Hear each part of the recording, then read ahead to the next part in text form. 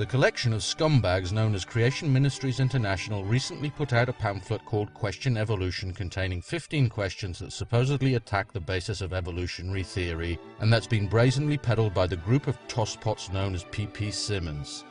Lapkind77 has organized a collaborative response from a collection of excellent YouTubers, and this is my contribution. Please check out the video description for links to all the other users and their responses, and consider subscribing to them. I'm responding to question 5, and this particular piece of crap goes like this. How did new biochemical pathways which involve multiple enzymes working together in sequence originate? Every pathway and nanomachine requires multiple protein enzyme components to work. How did lucky accidents create even one of these components, let alone 10 or 20 or 30 plus at the same time, often in a necessary programmed sequence? Evolutionary biochemist Franklin Harold wrote, "We must concede there are presently no detailed Darwinian accounts of the evolution of any biochemical or cellular system, only a variety of wishful speculations." It really is difficult to express the number of levels on which this question fails. In fact, it's so loaded with ignorance and misinformation that it wouldn't surprise me if at any minute it collapsed under the gravitational field generated from the sheer weight of stupid that it contains. Of course, none of this comes as a shock, since the question originates in part from the despicable YouTubers known as PP Simmons, who I've demonstrated time and time again in previous videos are nothing but dishonest, dishonorable purveyors of vile and disgusting lies. The fact that these con artists are now teamed up with the equally reptilian group known as Creation Ministries International to produce this pamphlet of extra glossy toilet paper perhaps explains its unusually intense concentration of crap. With that said, I'll now explain why this question fails in every way imaginable, and why you'd be better off not reading the rest of this document and instead putting it to much more productive use. Firstly, the question itself commits the logical fallacies of the arguments from ignorance and personal disbelief. This again is no surprise, since this faulty reasoning is a favorite approach of most creationists. The fact that the questioner is unaware of how such biological pathways may have evolved says absolutely nothing about whether they did or not. It only speaks to their colossal ignorance on the subject and/or their willingness to blatantly lie about it. In fact, just the most cursory of searches in the scientific literature reveals dozens of peer-reviewed publications in exactly this field. So while creationists might consider this to be a deep and intractable mystery, it seems that the professionals who've dedicated their lives to training and working in these areas do not. Of course, in response, the creationist will predictably find an intricate biochemical pathway whose evolutionary heritage has not been fully mapped out in detail, and claim that it's impossible to believe that the said pathway arose via evolution. The creatard's incredulity at this possibility once again has no bearing on the truth content of the claim, but again this is a typical creationist tactic. Instead of attempting to generate evidence to demonstrate that such pathways cannot evolve, creationists merely assert that they cannot and expect to be taken seriously. Secondly, the implication that such metabolic pathways arose solely by lucky accidents clearly demonstrates either an Olympian level of dishonesty from the creationist, or that when it comes to evolutionary biology, he can't distinguish his gluteus maximus from his articulatio cubitae. Since we're at least dealing in part with PP Simmons here, both possibilities may equally apply, but there's little doubt that this statement is indeed seasoned with a generous sprinkling of deceit.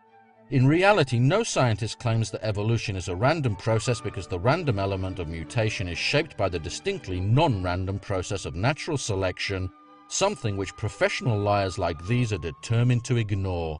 I've personally pointed this out to PP a number of times in my rebuttals to the seemingly endless torrent of verbal sewage emanating from their YouTube channel, and yet they seem to be intent on ignoring this critical linchpin of evolutionary theory and instead propagating their grotesque mischaracterization of it.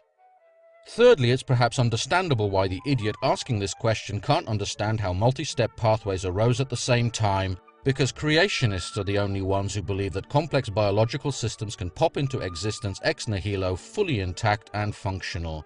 Their inability to distinguish their belief in magic from the tenets of evolutionary biology therefore only serves to highlight the sheer magnitude of their intellectual atrophy. Of course, such systems didn't appear fully formed, but evolved gradually by discrete steps that built on pre-existing metabolic functions to provide competitive advantages to their organisms. We've observed the appearance of such discrete functions in the present day, both in the laboratory by the development of the ability to utilize citric acid as an energy source in bacteria grown under the appropriate selective pressures, and in the wild by the appearance of novel enzymes capable of allowing bacteria to utilize nylon oligomers as carbon sources. Furthermore, in the latter case, this evolution has not only been replicated in the laboratory, but two new and distinct nylonase enzymes have been identified in one bacterium in the wild, therefore clearly showing the evolution of a two-step pathway in barely one human lifetime. With such demonstrable and empirical evidence in hand, how big a leap is it really to imagine the evolution of more complex pathways over periods measured in billions of years? Fourthly, this argument also hints that evolution of sequential pathways is impossible because such systems are irreducibly complex. This argument completely ignores the fact that irreducible complexity is a description of the current state of a given biological system and not its evolutionary heritage. For example, consider a cell that requires two compounds A and B from its environment to survive. A new function arises that allows the cell to convert A to B, and since A is abundant and B is not, the cell gains a competitive advantage and the function is propagated in future generations. Imagine now that the cell loses the function to take up B. Since it can still produce B from A, the loss of function mutation is silent and may eventually become fixed in the population due to genetic drift. At this point, the metabolic pathway of A to B becomes irreducibly complex, but of course has not always been so.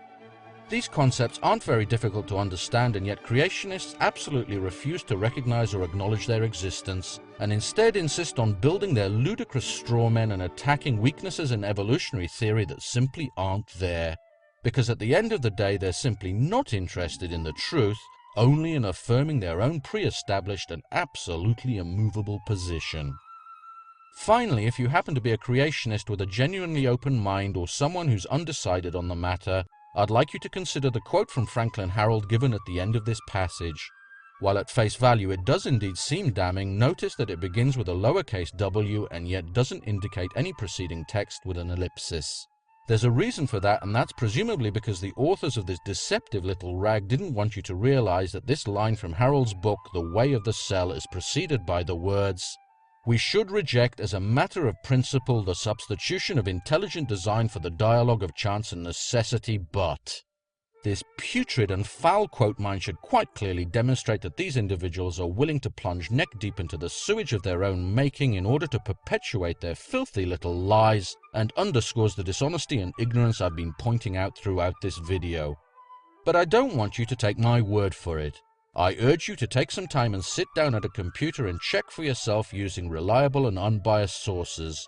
If you do that with a truly open mind, you'll very quickly discover that your God is a lot more impressive than the petty conjurer being peddled by these charlatans who are lying to you in order to propagate their archaic and demonstrably ludicrous beliefs, while quite possibly picking your pockets into the bargain.